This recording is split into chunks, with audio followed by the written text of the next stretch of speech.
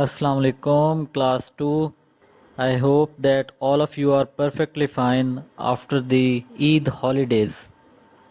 Today we will start the third unit and we will discuss the first part of this unit, and the name of unit is keyboard. So let us start the reading. Page number of the book is 24 and the name of unit is keyboard. A keyboard is a device that consists of a number of keys. Keyboard एक ऐसी device है जिसके अंदर काफ़ी सारी keys मतलब buttons मौजूद होते हैं. It helps us to type, give commands, play games and move from one point to another. इसकी मदद से हम लोग टाइपिंग कर सकते हैं, हम अपना नाम लिख सकते हैं. जैसा कि आप लोगों ने लैब्स में देखा होगा कि हम लोग टाइपिंग करते हैं और पेंट के ऊपर हम लोग अपना नाम भी लिखते हैं, अपनी क्लास का नाम भी लिखते हैं. इसके अलावा कीबोर्ड की हेल्प से हम लोग वीडियो गेम्स वगैरह भी खेलते हैं. We type on a computer by pressing the keys on the keyboard of a computer. Dear students, आप लोग लैब में भी ये काम करते हैं कि कीबोर्ड के बटन्स को हम लोग प्रेस करते हैं, जिसकी हेल्प से हमें मॉनिटर स्क्रीन पर नज़र आता है कि हम लोग क्या टाइप कर रहे हैं, नाम लिखते हैं, क्लास का नाम लिखते हैं. इसके अलावा और भी बहुत कुछ वहाँ पे लिख सकते हैं. Whatever we type on the keyboard appears on the monitor. बिल्कुल ठीक बात है. जो कुछ भी हम कीबोर्ड की मदद से टाइप करते हैं वो हमें सामने स्क्रीन पर नज़र आ जाता है. Now on the next page, which is page number 25, cursor control keys. Cursor control keys कौन सी होती हैं? A cursor is a small blinking line on the monitor that shows the position of next letter or number to be entered. Dear students, जब हम लोग कुछ type कर रहे होते हैं तो आप लोगों को मॉनिटर पर एक बिल्कुल स्ट्रेट लाइन ब्लिंकिंग करती हुई नज़र आती है. वो इस चीज़ को शो कर रही होती है कि यहाँ से आगे आपने नेक्स्ट लेटर या नंबर को टाइप करना है. The cursor control keys also called arrow keys are used for moving the cursor on the monitor.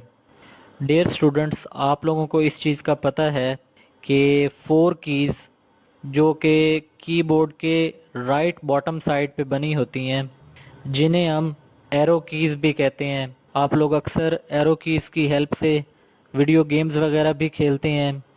उनकी हेल्प से हम लोग कर्सर की पोजीशन को चेंज कर सकते हैं. The arrows marked on the keys show the direction in which the cursor moves when those keys are pressed. इन कर्सर कंट्रोल कीज़ के ऊपर जो एरोज मौजूद हैं उनकी हेल्प से हम लोग बता सकते हैं कि हमने कर्सर को लेफ़्ट मूव करना है या कर्सर को राइट मूव करना है, या डाउन एरो की हेल्प से हमने कर्सर को बॉटम लाइन पर लेके जाना है. ओके डियर स्टूडेंट्स, ये यूनिट 3 का फर्स्ट पार्ट है. इंशाल्लाह in the next lesson we will read the remaining half unit. Up till then आप लोग अपना बहुत ख्याल रखिएगा, और if you have any question you can ask us in the WhatsApp. अस्सलाम वालेकुम my dear students of class 2. Today we will discuss the third and last part of this unit. The name of unit is keyboard and we will start from page number 27. So let us start the reading. Numlock key. If you want to use the numeric keypad on the right side of the keyboard, the numlock key should be on. The numeric keypad and numlock key are shown below. Dear students, अगर आपने computer में numbers को enter करना है तो उसके लिए keyboard के राइट साइड पर एक नम लॉक की मौजूद होती है. उसको प्रेस करेंगे तो नम लॉक की एक लाइट वो ऑन हो जाएगी कीबोर्ड पर, और उसके बाद आप नंबर्स को आसानी से एंटर कर सकते हैं. द नेक्स्ट की इज़ शिफ्ट की. द शिफ्ट की is used along with other keys. Shift की दूसरी कीज़ के साथ मिल के काम करती है. डियर स्टूडेंट्स, शिफ्ट की कभी भी अकेले काम नहीं करती। शिफ्ट की कीबोर्ड पर मौजूद दूसरी कीज के साथ मिलके कोई ना कोई फंक्शन करती है। There are two shift keys on the keyboard and both of them have the same function. एक कीबोर्ड पर दो शिफ्ट कीज मौजूद होती हैं। एक कीबोर्ड के लेफ्ट साइड पे मौजूद होती है और एक कीबोर्ड में एंटर की के नीचे शिफ्ट की मौजूद होती है। इन दोनों कीज के फंक्शन बिल्कुल सेम होते हैं। When you want to type the upper symbol on any of the keys, use the shift key. अगर आपने टाइपिंग के दौरान एक लेटर को कैपिटल करना हो, फॉर एग्जांपल आपके नेम का पहला लेटर अगर कैपिटल करना हो तो आप शिफ्ट की के साथ उस लेटर को प्रेस करेंगे तो वो लेटर कैपिटल आपको डिस्प्ले होगा। इसके बाद if you want to type this symbol, इसके अलावा अगर आपको डिफरेंट सिंबल्स स्क्रीन पर डिस्प्ले करने हैं तो उसके लिए भी आप शिफ्ट की को प्रेस करेंगे और जिस सिंबल को आपने स्क्रीन पर डिस्प्ले करना है उस बटन को प्रेस करेंगे तो वो सिंबल आपके मॉनिटर पर डिस्प्ले हो जाएगा। नेक्स्ट टॉपिक इज टैब की। द टैब की is present on the left side of the keyboard. Tab की आपके कीबोर्ड के लेफ्ट साइड पर मौजूद होती है। It moves the cursor to the right by many spaces. Dear students, अगर आप दो लेटर्स के दरमियान टैब की को प्रेस करते हैं तो उनके दरमियान मल्टीपल स्पेसेस जनरेट हो जाती हैं। इसमें ये देखें कि it moves the cursor to the right by many spaces. Tab की मॉनिटर की स्क्रीन पर कर्सर को काफ़ी स्पेसेस देकर राइट साइड पे मूव कर देती है। फॉर एग्जांपल अगर आपने अपना नेम लिखा है और उसके बाद आप टैब की प्रेस करते हैं तो जैसा कि आप यहाँ पर बुक पर भी देख रहे हैं, जैसे ही आपने टैब की प्रेस की आपके फर्स्ट नेम और लास्ट नेम के दरमियान बहुत सारी स्पेसेस जनरेट हो गई हैं और आपका कर्सर राइट साइड पे मूव कर गया है। नेक्स्ट की इज एस्केप की। The escape key is used to close a menu or a dialog box. Escape key menu या डायलॉग बॉक्स को क्लोज करने के लिए इस्तेमाल होती है। It is present on the upper left corner of the keyboard. Escape की keyboard के लेफ्ट कॉर्नर पर प्रेजेंट होती है। For example, if you have clicked the start button by mistake and do not want to work with the start menu, just press the escape key and the menu will disappear. For example, अगर गलती से आपने start button पर click किया है और आप वहां पर कोई काम नहीं करना चाहते तो आप escape की को प्रेस करें और उसके बाद जो मेन्यू आपको डिस्प्ले होगा वो ऑटोमेटिकली रिमूव हो जाएगा। सो escape की का फ़ायदा ये है, इसकी हेल्प से आप स्क्रीन पर मौजूद डिफरेंट मेन्यूज को क्लोज कर सकते हैं। ओके डियर स्टूडेंट्स, आज हमने यूनिट नंबर 3 कंप्लीट किया है। इंशाल्लाह in the next lecture we will do the exercise and then after that we will start chapter number 4। आप लोग अपना बिस्मिल्लाहिर्रहमानिर्रहीम। माय डियर स्टूडेंट्स, अस्सलाम वालेकुम।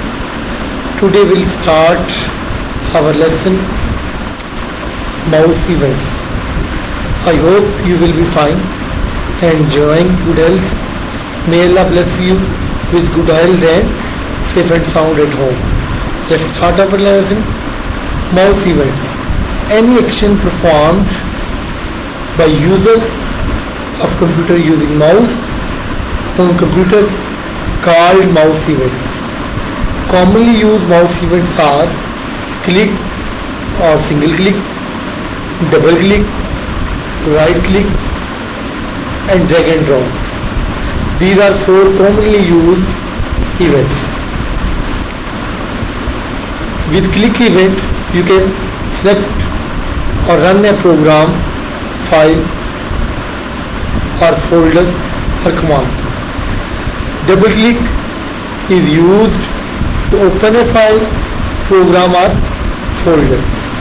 Right click shows a list of commands. Watch in the picture. This is the list of commands you will watch by right clicking on the desktop in any empty area.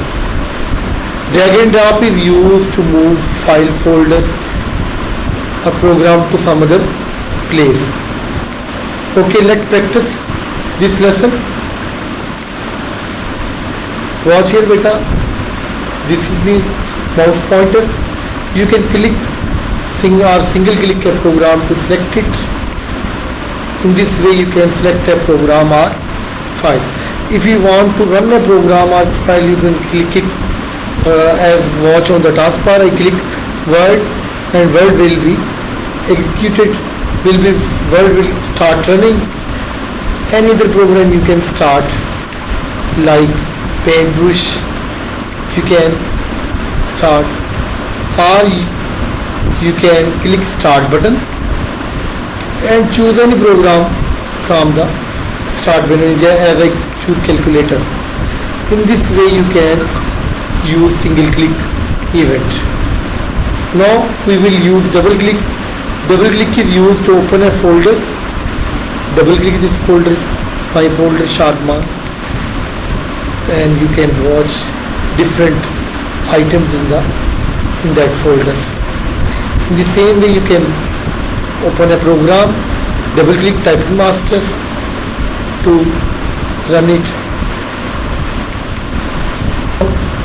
We will use right click event. Bring your mouse pointer any blank area on the desktop and press the mouse right button. It is the list of commands that is shown by right clicking the mouse event. You will learn these commands in next lessons. You can use refresh command to refresh the screen.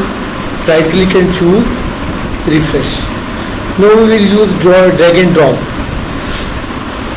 I want to shift this program from here to another place. Press left mouse button and move the button and leave mouse button where you want to put the program. But you watch it is not placed there. Right click first and choose view. Then click auto range option icon off. Then you can move any program from any place to another. Okay, you can press left button and drag mouse button by holding left mouse button, and you can move program icon anywhere. It's enough today. Thank you. Allah Hafiz. को ज़रूर अदा करनी है, यह हर मुसलमान पर फ़र्ज़ है। अभी आप छोटे हैं, आपको तरीका भी नहीं आता होगा, आप अपने पेरेंट्स से सीख सकते हैं। ठीक है, आगे है ज़कात। ज़कात एक माली इबादत है जो हर मालदार मुसलमान पर फ़र्ज़ है। अल्लाह ताला ने के हुक्म के मुताबिक हर साल माल में से कुछ ख़ास हिस्सा गरीबों को देना ज़कात कहलाता है। इसमें हम लोग ख़ुद अपने बॉडी यूज़ नहीं करते हैं, मतलब यानी कि हमारी बॉडली हमें कोई भी काम नहीं करना पड़ता। ठीक है, और इसमें हमें क्या करना होता है, अपने जो हमारा अल्लाह ताला ने हमें माल दिया है, जो रुपए और पैसे और जो भी हमें प्रॉपर्टी दी है, उसमें से कुछ हिस्सा अपने गरीब बहन भाई मुसलमान बहन भाइयों को देना चाहिए, और उसको क्या कहते हैं, उसको ज़कात कहते हैं। नेक्स्ट है रोज़ा। अभी माह रमज़ान में आपको रोज़े के बारे में तो आपको बहुत अच्छे से पता होगा। अभी माह रमज़ान में आपने कुछ बच्चों ने रोज़े रखे भी होंगे। ठीक है, तो रोज़ा एक बदनी इबादत है जो हर आकिल व बालिग मुसलमान पर रमज़ान के महीने में फ़र्ज़ है।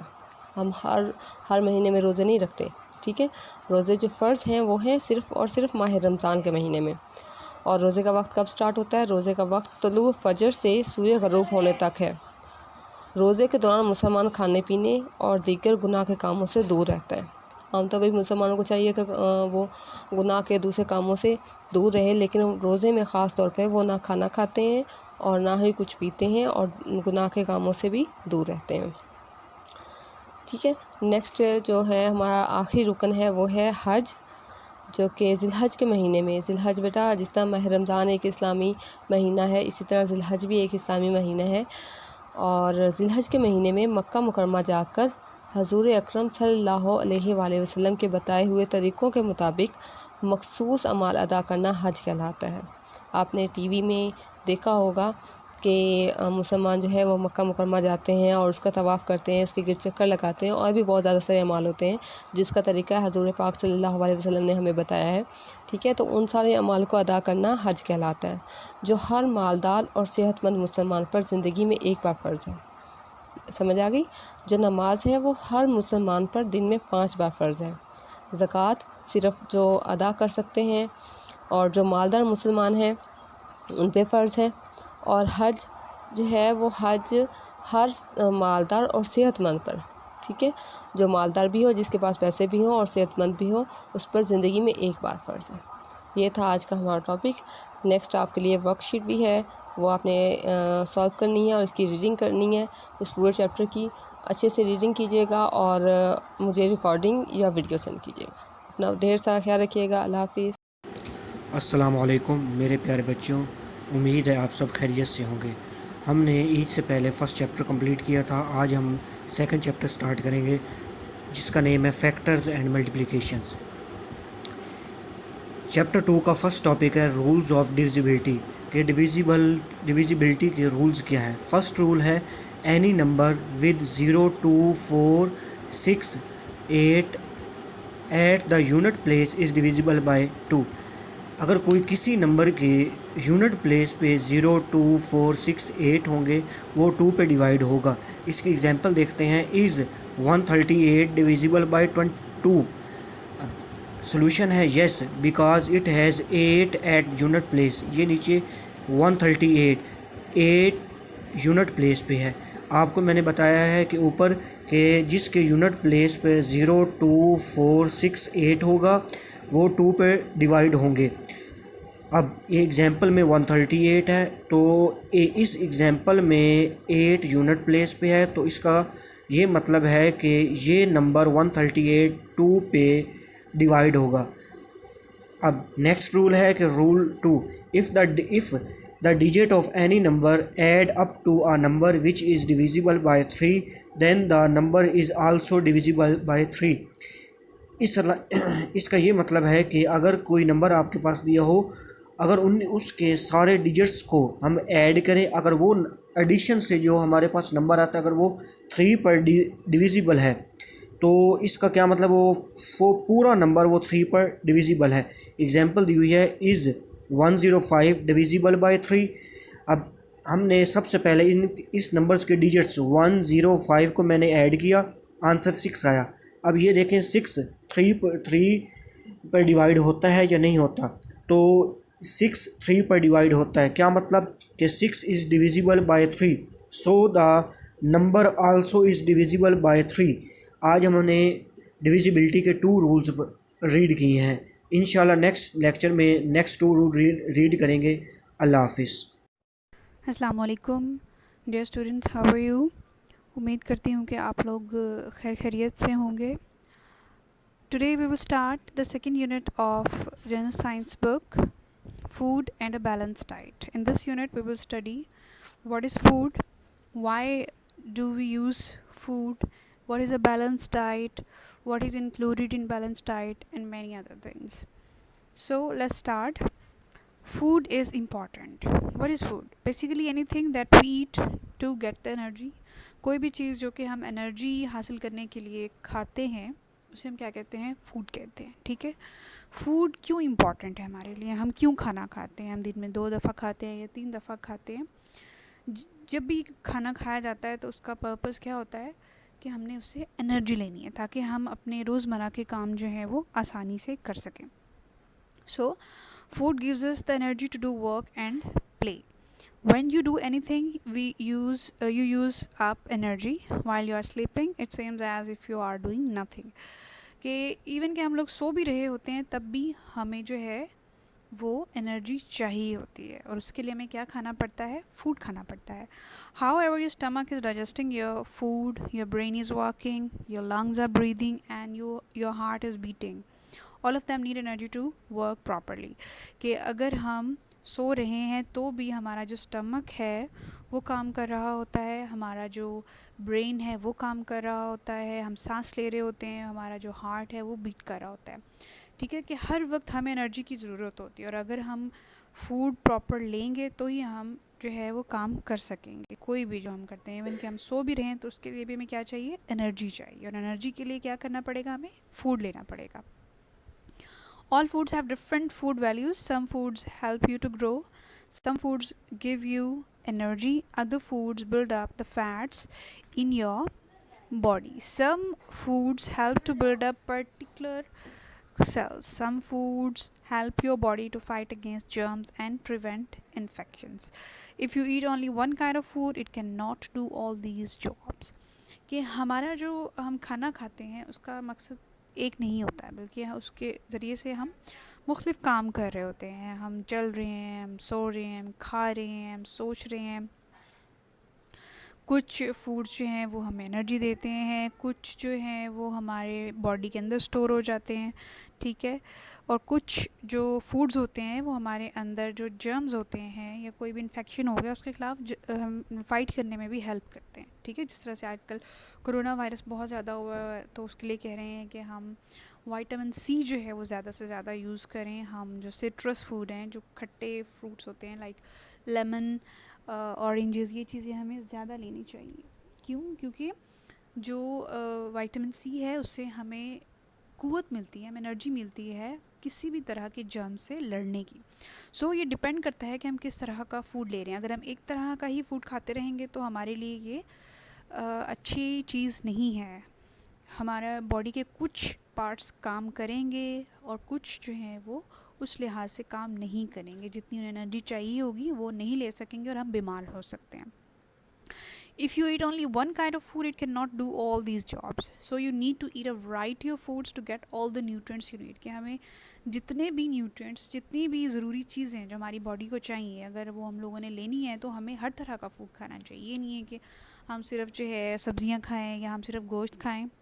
हर तरह फ्रूट्स भी होने चाहिए, वेजिटेबल्स भी इंक्लूड होनी चाहिए, उसके अंदर मीट इंक्लूड होना चाहिए, डिफरेंट काइंड्स जो भी यूज़ करते हैं. So you need to eat a variety of foods to get all the nutrients you need. When you eat all the proper foods, we say you have a balanced diet. A balanced diet keeps you healthy. कि जब हम हर तरह का food ले रहे होते हैं तो इसका मतलब है कि हम जो भी फूड ले रहे हैं वो क्या है, हमारे लिए हेल्दी है.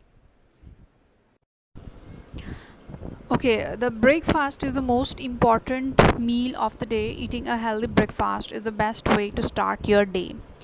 कि हम जितने भी टाइम खाना खाते हैं, चाहे हम ब्रेकफास्ट करें, चाहे हम लंच करें, चाहे डिनर करें, जो सबसे इम्पॉर्टेंट हमारा मील है वो हमारा है ब्रेकफास्ट. कि हमने सुबह के टाइम जो है वो क्या खाया था. क्योंकि हमारी जितनी भी एनर्जी होती है, क्योंकि हम सुबह से लेके 8-9 घंटे, जितना भी, अगर आप स्टूडेंट हो तो भी, चाहे आप कोई जॉब कर रहे हो तो भी 8 से 9 घंटे जो है ये काम का टाइम होता है, और उसके बाद ही हम लोगों ने लंच करना होता है मोस्टली.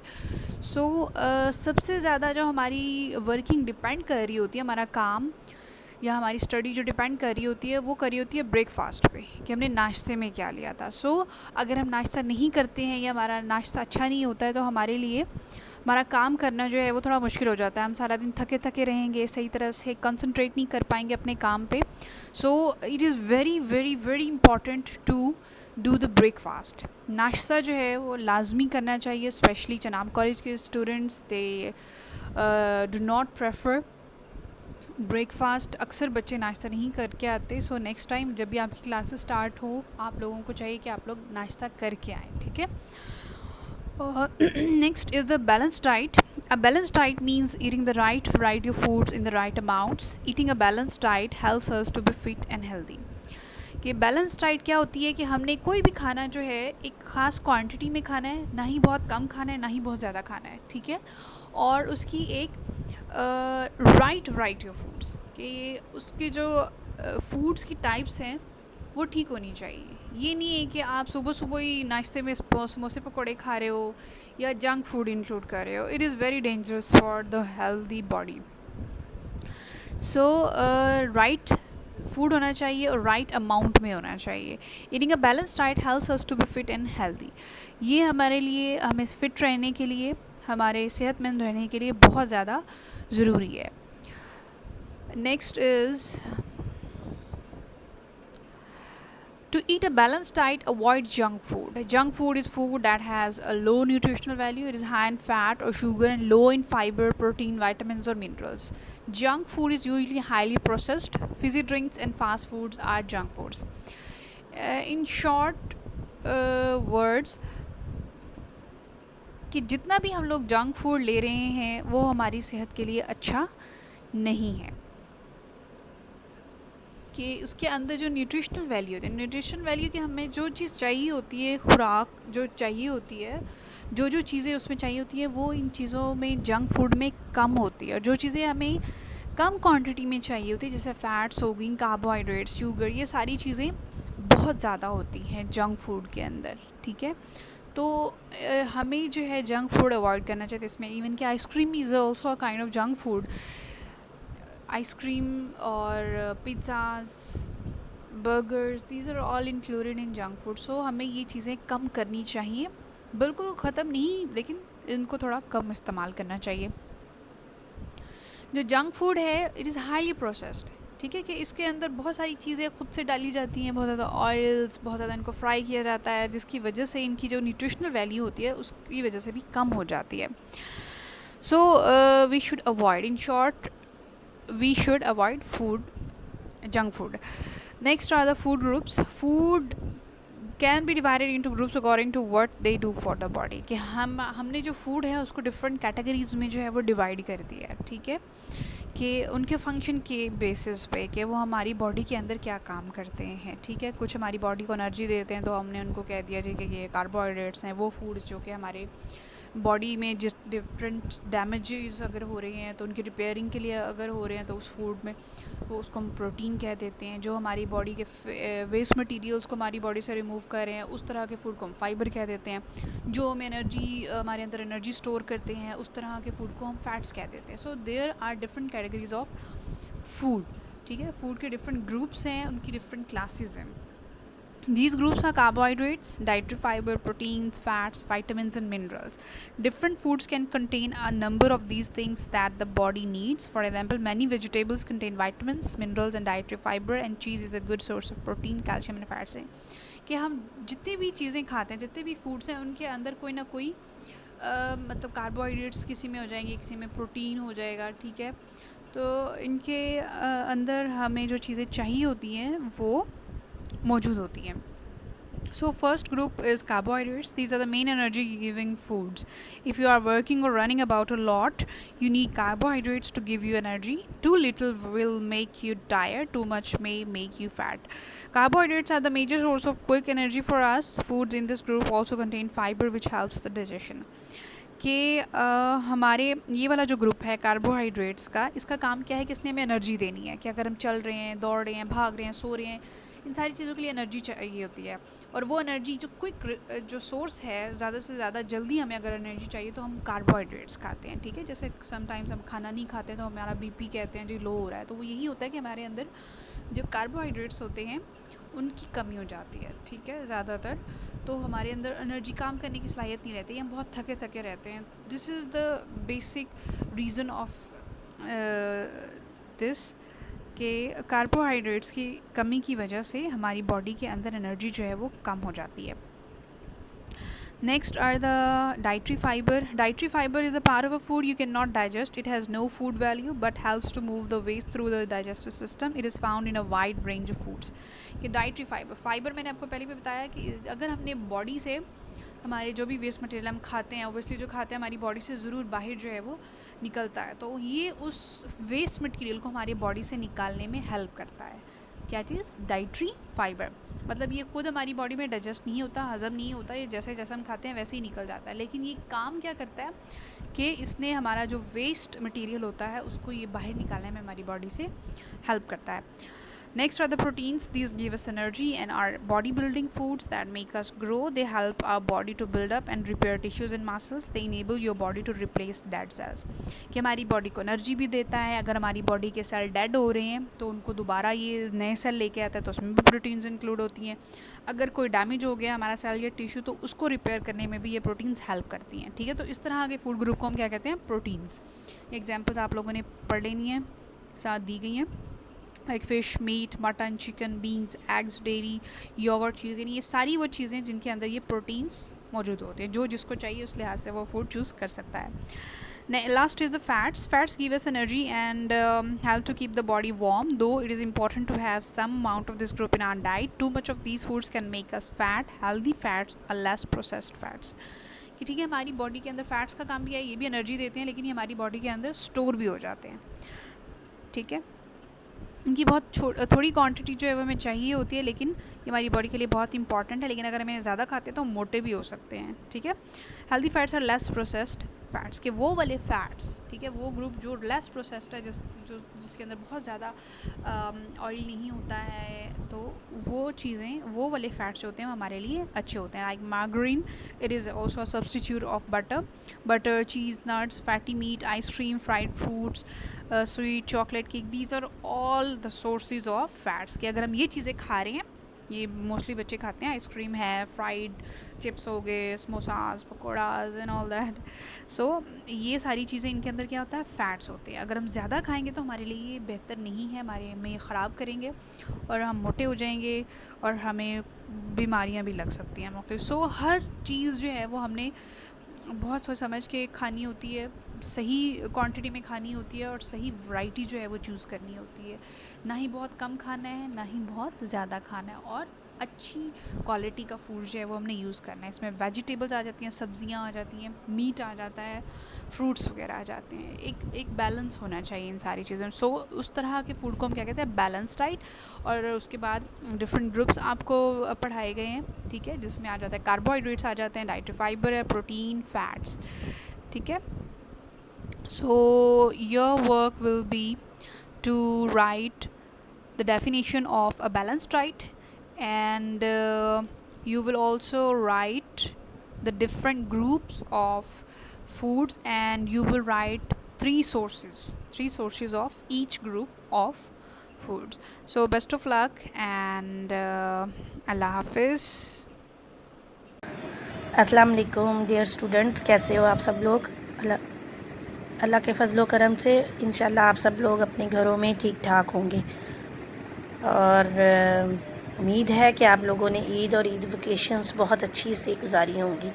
अल्लाह पाक आपको सेहत तंदुरुस्ती के साथ रखे. अब हम दोबारा अपनी रूटीन पे वापस आते हैं, अपनी स्टडीज़ की तरफ दोबारा कंसंट्रेट करते हैं, और उम्मीद है कि आप लोग अपनी ईद वेकेशंस के बाद अच्छे से अपनी जो है स्टडीज़ को है वो दोबारा रीस्टार्ट करेंगे. ठीक है, today is 1 June 2020 and the day is Monday, और आप सबको पता है कि मंडे हमारा सोशल स्टडी का डे होता है. तो आज हम अपना जो है वो हमने 4th लेसन्स अल्हम्दुलिल्लाह कंप्लीट कर लिए हैं, और आज हम अपना 5th लेसन स्टार्ट करेंगे. 5th लेसन है होम्स. आप सब लोगों को पता होगा होम्स का क्या मतलब है. घर. और घर क्या होता है? घर वो जगह है जहाँ हम सब लोग अपने फैमिलीज़ के साथ, अपने माँ बाप, अपने पेरेंट्स, अपने दादा दादी के साथ रहते हैं. घर आपको पता है ईंटों और पत्थरों से बनते हैं, लेकिन मेरे ख़्याल में सबसे अच्छा घर वही होता है जहाँ सब लोग हंसी खुशी और मिलजुल के रहते हैं. ठीक है, लेसन अपना स्टार्ट करते हैं. A house is a shelter, it protect us from hot and cold weather. House basically क्या होती है? पनाहगाह होती है. शेल्टर का मतलब होता है पनाहगाह, क्योंकि हमें पता है बारिश होती है तो हम बारिश में किससे बचते हैं? अपने घर में आके. बहुत ज़्यादा गर्मी होती है घर, तो हम फिर भी कहाँ आते हैं? अपने घर में रहते हैं, क्योंकि हमारा घर बेसिकली हमें बारिश से और बहुत गर्म मौसम से हमें बचाता है. ठीक है, a place where families live together, जैसे कि मैंने पहले बताया कि ये वो जगह है, घर को क्या होता है? वो जगह है जहाँ पे हम फैमिलीज़ जो हैं वो मिलके रहते हैं. All over the world people live in different kinds of houses. हमें पता है सारी दुनिया में लोग जो है वो डिफरेंट तरह के घरों में रहते हैं. कुछ सेपरेट घर होते हैं, कुछ अपार्टमेंट्स बने होते हैं, फ्लैट्स बने होते हैं, ठीक है, कुछ घर बड़े होते हैं, कुछ घर छोटे होते हैं। पूरी दुनिया में हर तरह के जो हैं वो घर बने हुए हैं। इन द सिटी और शहरों में वी लिव इन बंगलोज, हम बड़े बड़े घरों में रहते हैं, और अपार्टमेंट्स फ्लैट्स में। झंग में तो खैर अपार्टमेंट्स नहीं है, लेकिन अगर आप लाहौर वगैरह में, कराची में चले जाओ तो आप लोगों को बहुत बड़े बड़े अपार्टमेंट्स नज़र आएंगे कि लोग फ्लैट्स में रहते हैं, छोटे छोटे फ्लैट्स में, ठीक है। ये देखिए अपार्टमेंट, जैसे कि उन्होंने बनाया, बड़ी बड़ी बिल्डिंग्स हैं और डिफरेंट घर जो है वो बने हुए हैं, ठीक है। और ये बंगलो, ये बहुत बड़ा बंगला है, घर है, ठीक है। Next page number 16। Now some houses also have a garden और अ कॉर्टयार्ड। क्या है? एक सहन बाग होता है और सहन होता है, ठीक है, जहाँ आप लोग शाम में बैठते हो, चाय पीते हो, ठीक है, मौसम को एंजॉय करते हो, मौसम अच्छा होता है तो, ठीक है। Houses in the city are usually built of bricks and cement. आपको पता है किससे बना होते हैं घर? ईंटों से। शहरों में ईंटों से बने होते हैं और सीमेंट से बने होते हैं घर, लेकिन गाँव में घर जो होते हैं वो किससे बने होते हैं? मट्टी और रेत से बने होते हैं, ठीक है, क्ले से, गीली मट्टी से और मट्टी से बने होते हैं। ये देखें, ये ब्रिक हाउसेस है, ईंटों से बना हुआ घर है, और ये क्या है? मड हाउस है, जैसे कि घरों में, ये गाँव वगैरह में जो है वो घर बने होते हैं। अब page number next page number 17 कि एट अदर प्लेसेस, और कैसे घर होते हैं? People have different kinds of home, लोगों के डिफरेंट घर होते हैं। हट, झोंपड़ियाँ बनी होती हैं, इग्लो बने होते हैं, और स्किन टेंट्स बने होते हैं, टेंट के रहते होते हैं। जो बेचारे गरीब लोग होते हैं वो लोग बेसिकली किस में रहते हैं? वो स्किन टेंट्स में रहते हैं, ठीक है। ये हमारा बेसिकली आज का लेसन है। हमने अब आज के लेसन में पढ़ा है होम्स के डिफरेंट काइंड्स ऑफ होम्स क्या है, और होम बेसिकली होता क्या है? होम एक वो जगह है, एक शेल्टर है, जहाँ हम अपने आप को हॉट और कोल्ड वेदर में बचाते हैं।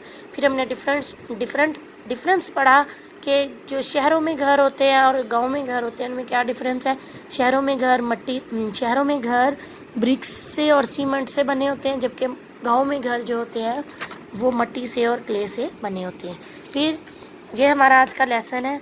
फिर आपका नेक्स्ट लेसन क्या है, मैं आपको टाइप करके जो है वो फिल इन द ब्लैंक्स भेज दूँगी, वो आप लोगों ने राइट करनी है। क्वेश्चन नंबर 1 आपका फिल इन द ब्लैंक्स होगा। क्वेश्चन नंबर 2 है कि आपकी एक एक्टिविटी है, आपने 3 डिफरेंट काइंड्स ऑफ होम्स जो हैं वो ड्रॉ करके अपने अपने ग्रुप्स में अपनी अपनी टीचर्स को सेंड कर देने हैं, ठीक है। अपना बहुत सारा ख्याल रखिएगा। ये हमारा आज का लेसन है। ओके, अल्लाह हाफिज़। अस्सलाम वालेकुम डियर स्टूडेंट, बिस्मिल्लाहिर्रहमानिर्रहीम। उम्मीद करती हूँ कि आप लोग अल्लाह के फजलो करम से सब लोग अपने घरों में खैर खैरियत से होंगे। अपना बहुत सारा ख्याल रखें। जैसे कि आप लोगों को पता है कि पाकिस्तान इस टाइम बहुत मुश्किल सिचुएशन से गुजर रहा है, जो कि कोविड-19 है, एक पेंडेमिक है। अल्लाह ताला आप सबको अपने हिफ्ज़-ओ-मान में रखे, अपना ख्याल रखें, बार बार अपने हाथ धोएं, मास्क पहन के घरों से निकलें, ठीक है। आज का हमारा आज जैसे कि आपको पता है मंडे है, सोशल स्टडी डे है। लास्ट टाइम हमने यूनिट नंबर 5 स्टार्ट किया था, जो कि था होम्स, ठीक है। ये लेसन हमने हाफ लेसन हमने डन किया था, page number 15, 16 and half page of 17। इसमें हमने बेसिकली क्या पढ़ा था? होम्स में हमने पढ़ा था कि घर कितनी तरह के होते हैं, और जैसे कि आपको पता है ह्यूमंस के भी घर होते हैं, इसी तरह एनिमल्स के भी घर होते हैं। आपको पता है जैसे कि परिंदे हैं वो कहाँ रहते हैं? वो अपने घोंसले में रहते हैं, ठीक है। और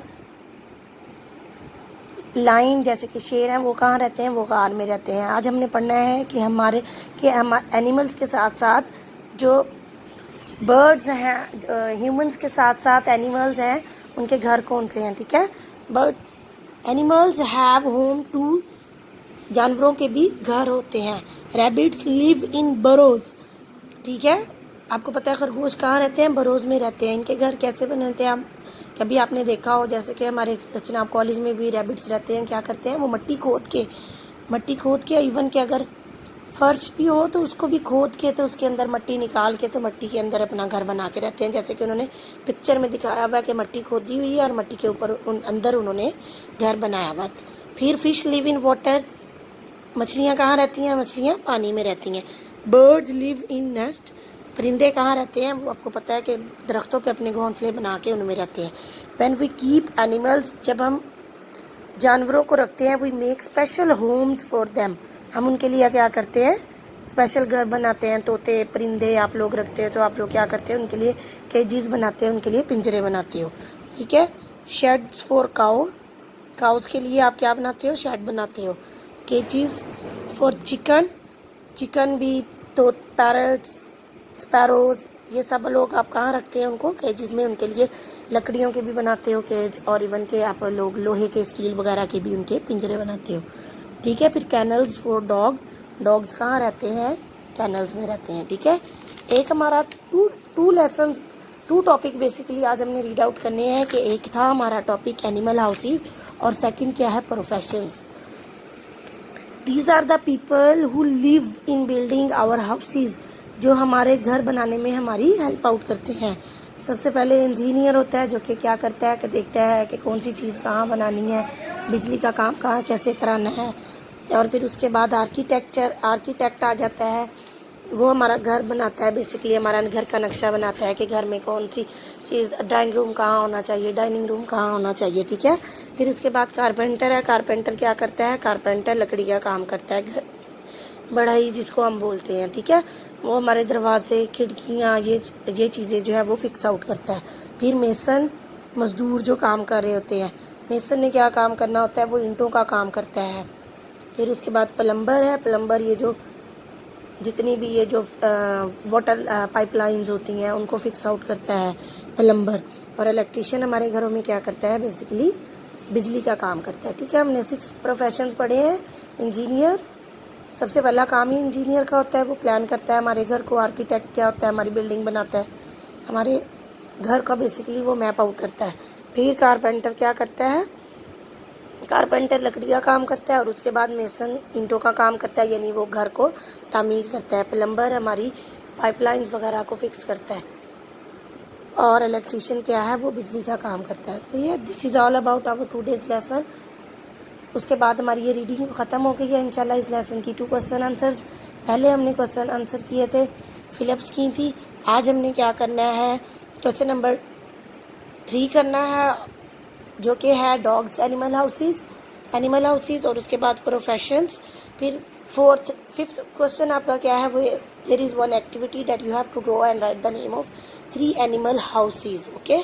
First we have done the activity regarding to the humans, but today's activity is according to the animal houses, that you have to draw and write the name of 3 animal houses, okay। बहुत सारा ख्याल रखिएगा, अल्लाह हाफिज़। Assalamu alaikum, my dear students. How are you all? May Allah bless you all with good health. Today is Saturday and today is the turn of science. So we are going to start our unit number 3 of science, plants and their parts. Plants are living things. Like human beings, plants are also living things. In order to live, plants need good soil, air, water and sunlight. Plants को ज़िंदा रहने के लिए good soil, मिट्टी, air, हवा, water, पानी और sunlight की ज़रूरत होती है। यानी प्लांट्स को ज़िंदा रहने के लिए 4 चीज़ों की ज़रूरत होती है, और वो कौन कौन सी हैं? Soil, air, water and sunlight. Plants grow all over the world. Plants जो हैं वो दुनिया में हर जगह पाए जाते हैं। In order to live, plants grow in different ways. ज़िंदा रहने के लिए प्लांट्स जो हैं वो डिफरेंट वेज में ग्रो करते हैं। Plants grow in all shapes and sizes. Plants जो हैं वो डिफरेंट शेप्स के होते हैं। हम देखेंगे, आप अपने इर्द गिर्द जहाँ भी देखेंगे अपने घर में, प्लांट्स जो है, हर प्लांट की शेप जो है वो डिफरेंट होती है, और हर एक का साइज़ जो है वो डिफरेंट होता है। कुछ जो है वो बहुत ज़्यादा स्मॉल होते हैं और कुछ बहुत बिग होते हैं। Some grow in the soil on land and others grow in water. कुछ प्लांट्स जो हैं वो ज़मीन पर मिट्टी में ग्रो करते हैं, और कुछ प्लांट्स जो हैं वो वाटर में ग्रो करते हैं। Next are the types of plants. Some plants are small while some are very big. कुछ प्लांट्स जो हैं वो बहुत ही स्मॉल होते हैं और कुछ बहुत ज़्यादा बिग होते हैं।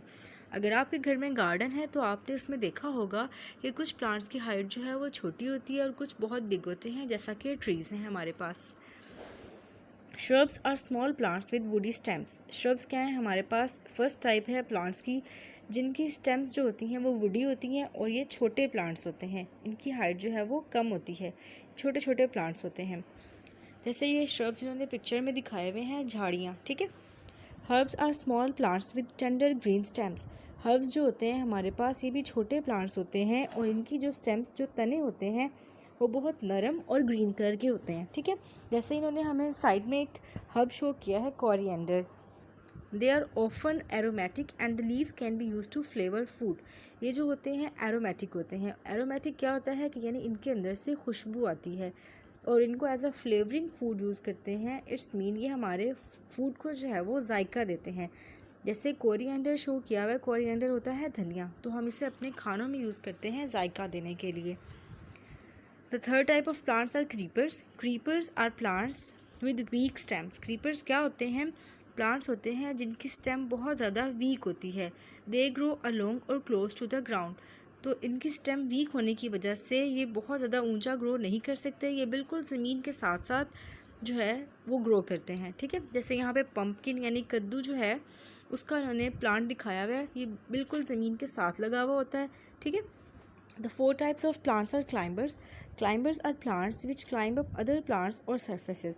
Climbers जो होते हैं इनकी जो हाइट है वो ऐसे दूसरे प्लांट्स की तरह ऊपर नहीं बढ़ सकती। इनकी जो स्टेम्स होती हैं वो बहुत ज़्यादा वीक होती हैं, इसीलिए इन्हें ऊपर ग्रो करने के लिए, क्लाइम करने के लिए दूसरे प्लांट्स की हेल्प लेनी होती है या किसी और सरफेस की। ये उस सरफेस या प्लांट के साथ जो है वो मिलकर ऊपर ग्रो करते हैं। जैसे आपने देखा होगा कि अंगूर जो है उसकी जो बेल होती है वो भी दीवार के साथ साथ जो है वो ग्रो करती है, ठीक है। जैसे यहाँ इन्होंने दिया हुआ है ग्रेप वाइन, तो ग्रेप वाइन क्या है? एक टाइप ऑफ क्लाइंबर प्लांट है। Next the fifth type are trees. Trees are the largest plant. सबसे बड़े जो प्लांट्स होते हैं वो ट्रीज होते हैं। They usually have a single woody stem called the trunk. उनकी एक ही बड़ी मोटी सी स्टेम होती है, उसको हम कहते हैं trunk. Some trees are thousand of years old. कुछ ट्रीज़ जो हैं उनकी थाउजेंड्स ऑफ ईयर्स ओल्ड जो है वो एज होती है। Each year the trees grows a new ring inside the trunk.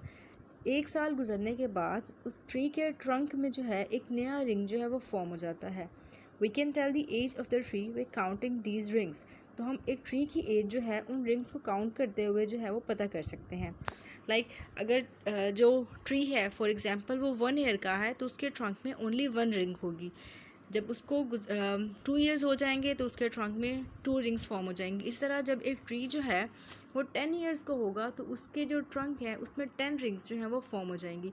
तो इस तरह हम उसके अंदर उन रिंग्स को काउंट करके बता सकते हैं कि वो जो ट्री है हमारे पास उसकी एज कितनी है, ठीक है। The 3 types of trees are shown here, mango tree, palm tree and fir tree. Next is the tough protective outer layer of a tree or a woody shrub is called bark. Tree के जो trunk होता है उसके बाहर जो है एक सख्त प्रोटेक्टिव आउटर लेयर होती है, उसको हम कहते हैं वो क्या है? बार्क. ये बार्क जो होती है बहुत सख्त सी लकड़ी होती है और ये ट्री को प्रोटेक्ट करती है बाहर वाले एनवायरनमेंट से, यानी टेम्परेचर से, मॉइस्चर से, ठीक है। इसलिए इसको कहते हैं protective outer layer of a tree.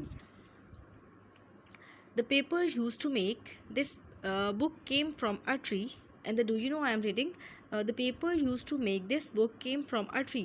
यानी कि जो आप बुक पढ़ रहे हैं इसका जो पेपर है ये कहाँ से आया है? ये भी एक ट्री से आया है. Paper is made from would. Paper को किस चीज़ से बनाया जाता है? Would say. यस बेटा, पेपर जो है वो वुड से बनता है. Wood is finely chopped and mixed with water to make a soft pulp. The pulp is then turned into paper. सबसे पहले क्या करते हैं कि वुड को बारीक बारीक जो है वो चॉप कर लेते हैं, छोटा छोटा कर लेते हैं. फिर उसको क्या करते हैं, उसको वाटर में मिक्स करते हैं और एक सॉफ्ट सा पल्प बनाते हैं. उस पल्प को फिर मशीन्स के ज़रिए पेपर में कन्वर्ट करते हैं. तो है ना इंटरेस्टिंग बात के, ठीक है. तो अब आपने याद रखना है कि आज हमने पढ़ी हैं टाइप्स ऑफ प्लांट्स, जो कौन कौन सी हैं? Shrubs, herbs, creepers, climbers and trees.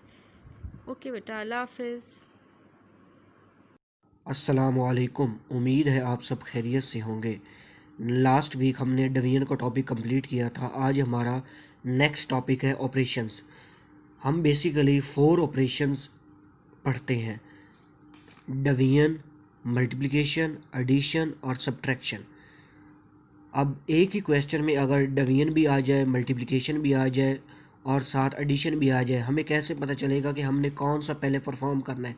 उसके लिए एक वर्ड यूज़ किया जाता है D maths. D stand for division, M stand for multiplication, A stand for addition और एस स्टैंड फॉर सब्ट्रैक्शन. अब एग्जांपल है 10 + 9 × 5। अब इसमें 2 ऑपरेशंस दिए गए हैं, एडिशन और मल्टीप्लिकेशन। अब इन दोनों में हमने पहले कौन सा परफॉर्म करना है वो हमें पता चलेगा इस वर्ड से।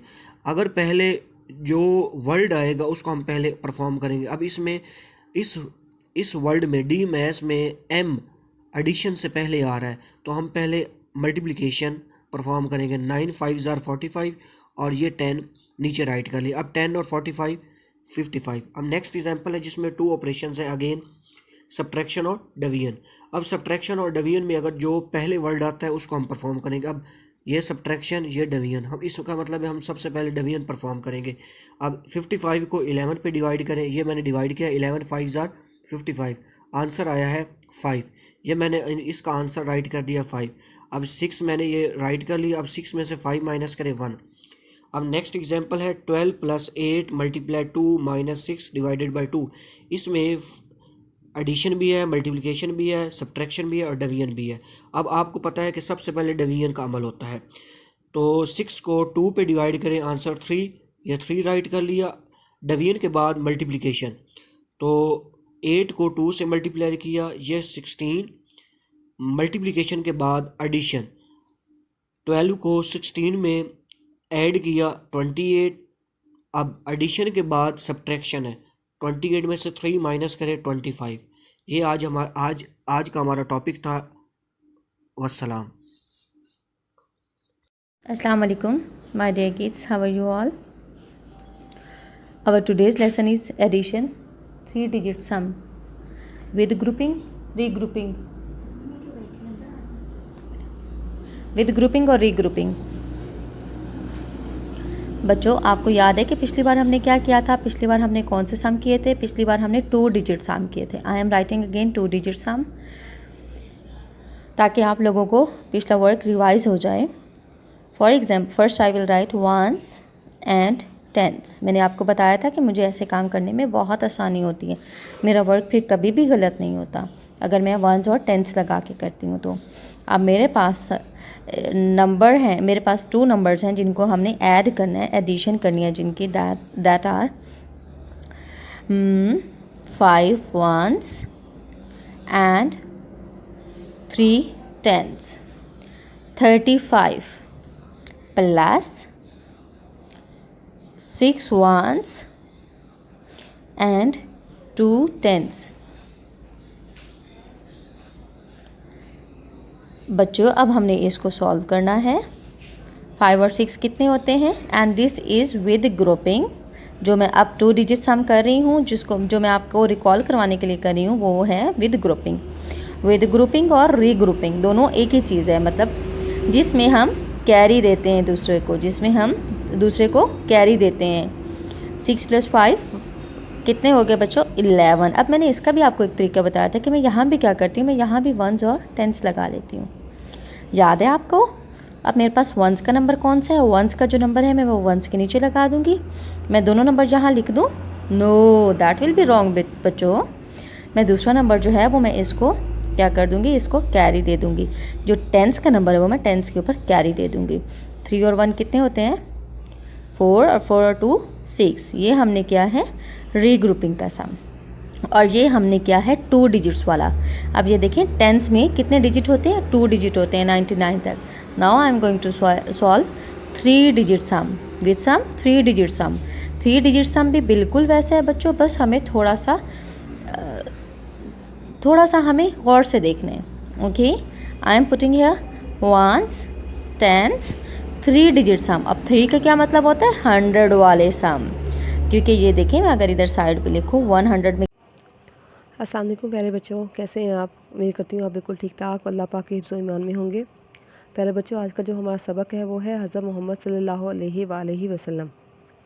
सबक स्टार्ट करने से पहले मैं आपको एक ज़रूरी बात बताना चाहती हूँ, वो ये है कि जब भी आप हज़रत मोहम्मद सल्लल्लाहु अलैहि वसल्लम का ज़िक्र सुनेंगे या आप सल्लल्लाहु अलैहि वसल्लम का इसमें मुबारक सुनेंगे, तो आप सल्लल्लाहु अलैहि वसल्लम पढ़ेंगे या कोई भी दरूद पाक पढ़ सकते हैं।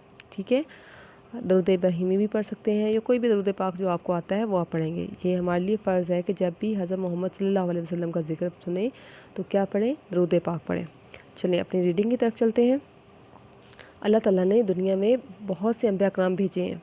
सब नबियों ने दुनिया वालों को नेकी का रास्ता सिखाया, बुरे कामों से रोका।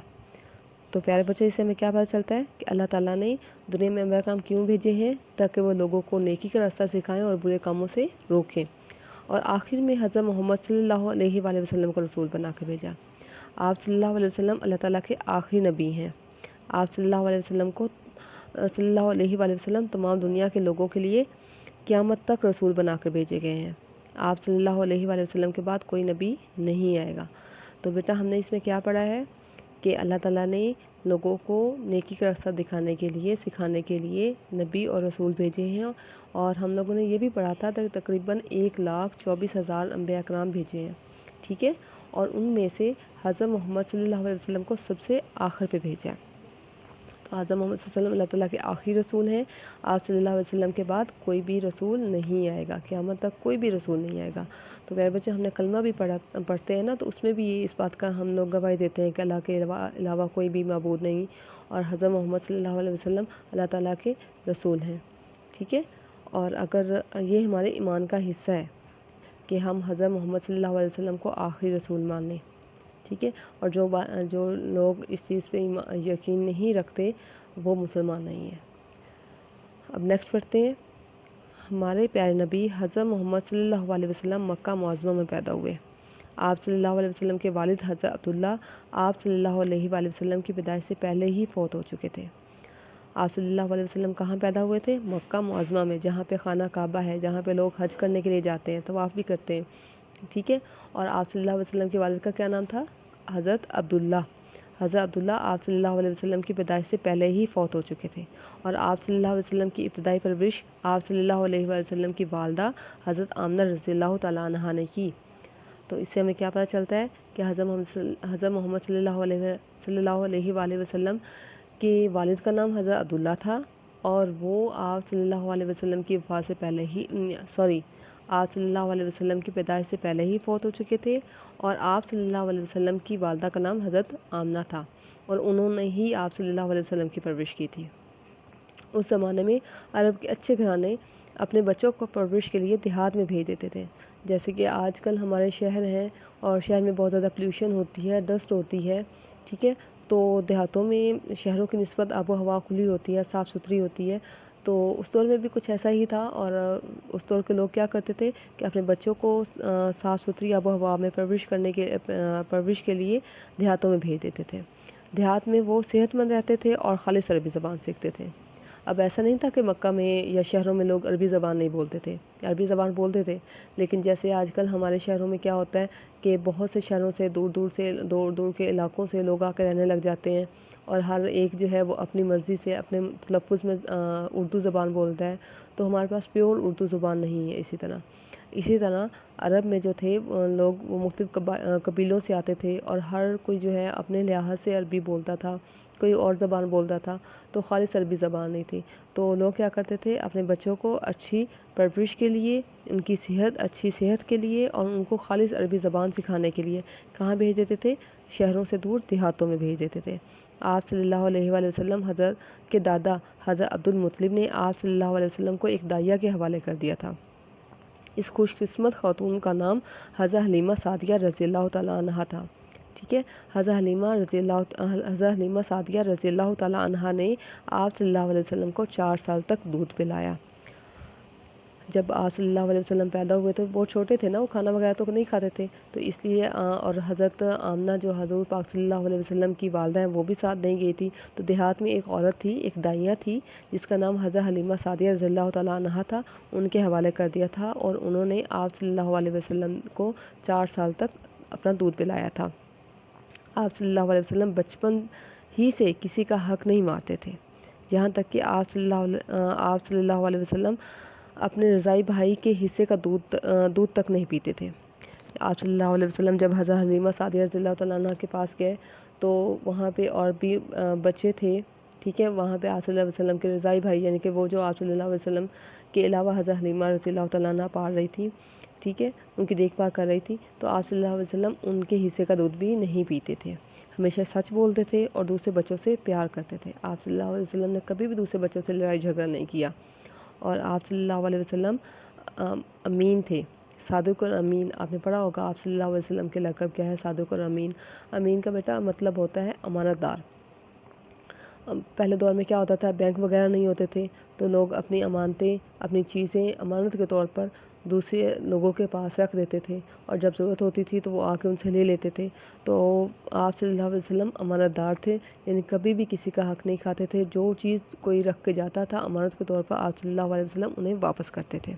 ठीक है, ये आज का हमारा सबक था। ये आपने रीडिंग करनी है। इसके अलावा एक वर्कशीट है आपके लिए, आपने वो सॉल्व करनी है और वो सॉल्व करके आपने मुझे सेंड करनी है। ठीक है, अपना बहुत सा ख्याल रखिएगा, अपने पेरेंट्स का भी बहुत ज़्यादा सारा ख्याल रखिएगा, नमाज़ पढ़िएगा। अल्लाह हाफिज़।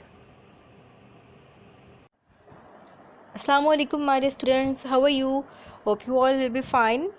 I'm your science teacher and today we will continue unit number 2 of science, our body machine, page number 11.